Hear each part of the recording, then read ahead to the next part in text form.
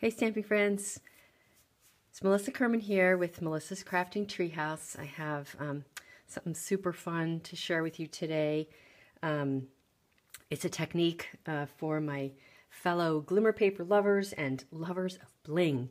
As you can see in front of you, a whole bunch of different examples of glimmer paper that's been custom colored. And I've done this for a number of years, but found a new way to do it and so excited to share. So this is an example of kind of an old style way to color glimmer paper. And what I've done here is used a re-inkers, just drops from a re-inker bottle, and an aqua painter, and applied it directly to the glimmer paper. So you can see this is Night of Navy paper, and I've colored with Night of Navy ink.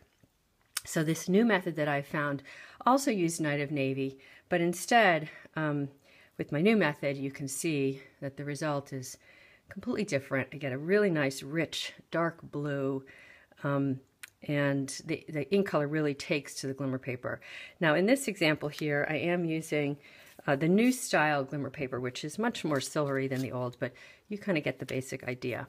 The other thing I love about this new method is that you can apply multiple colors. So in this example here, which can't see terribly well, I've used both Night of Navy and Marina Mist, so I can get multiple colors in there, and just love how that comes out. So anyway, you can see. So let's get on to the fun. So in some of my previous examples, I did a bunch of different colors. I did some greens and some blues, some reds.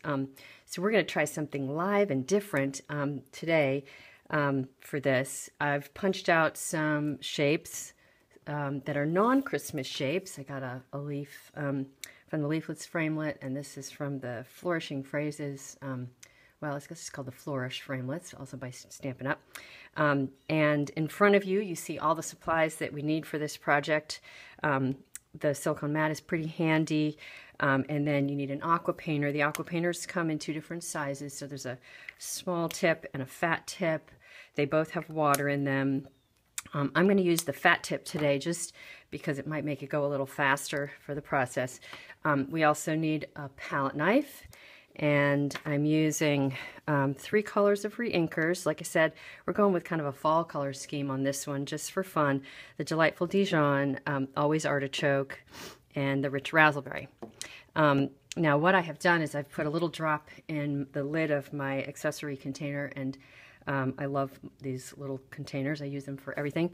But I've taken a little punch dot of the Old Olive, the Rich Raspberry, and look, this one came off, and the Delightful Dijon, and put them right where my dots are, because you can see if you look at that ink, you can't really tell what colors they are. So this is my little ingenious thing that I came up with literally the other day. And I've been, when I demonstrate, you know, I always have to tell people, okay, look, this color's there, and then I tell them that. And like to have a dot underneath, oh my gosh, I just feel so smart right now. I know, crazy, right? The small pleasures in life, I say. All right, so we also need some scratch paper and a piece of, what the heck is this called? Hello, paper towels, right. All right, so the last thing I need is what I'm going to call my magic ingredient, some soft gel medium. And this comes in different brands, but this is my favorite, and you can also get it in heavy, or let's see, what else are the choices? Super heavy. And you can also get it not in just a gloss, but in a matte finish. But this is my favorite and the one I've been using the most. So soft gel glossy medium. So the first step that I'm going to do is I like to work on a piece of scrap paper, because that way I'm going to make a mess and then I can set it aside.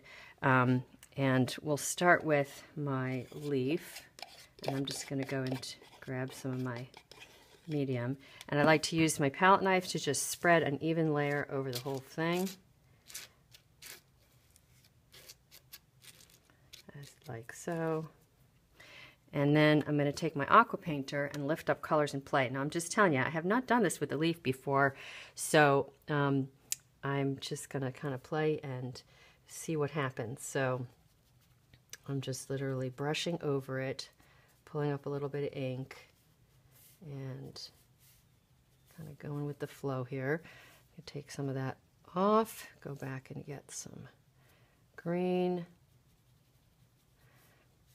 Now, I don't know, in nature, would the tip be green or would it be some other color? I don't know. You tell me, leave a comment. All right, let's see, a little more green.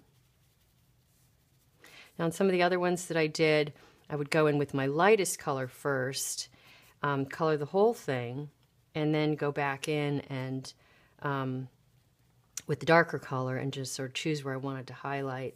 And because this is a leaf, it works a little bit differently, obviously, because I got just different colors in different spots. So this is kind of an experiment that I'm doing live just to kind of see how it all goes.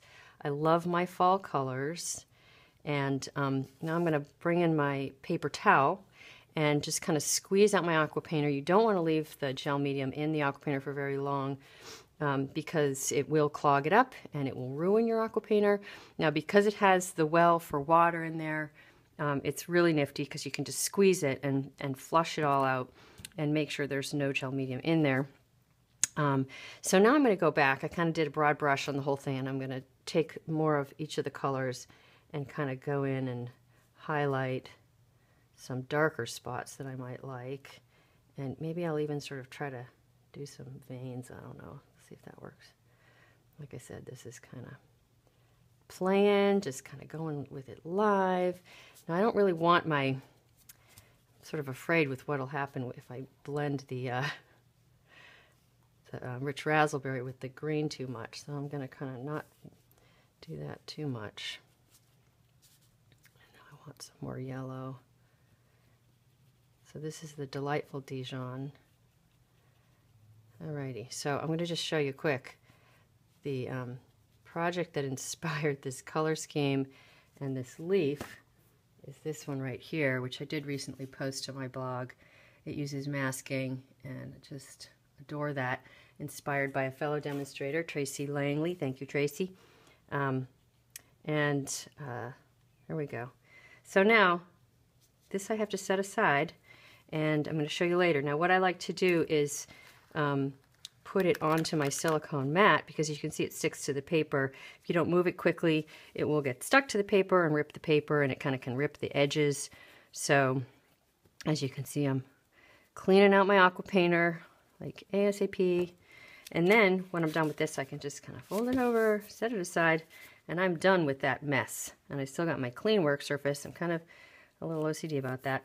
So check out all my glittery little niblets of fun. Are those not just awesome? I'm speechless myself, really. I just can't tell you how much I love this. So you can see down at the bottom the versions that I did today that were with the rich raspberry, always artichoke, and Delightful Dijon. I just love them. I hope you do too, and I hope you enjoyed the post today and my little technique, and I hope you'll play and share and comment below. Please subscribe to my YouTube channel and go on over to my website for all the other details. I hope you have a great day. Create and play and have fun and share it with me. Bye. Thank you.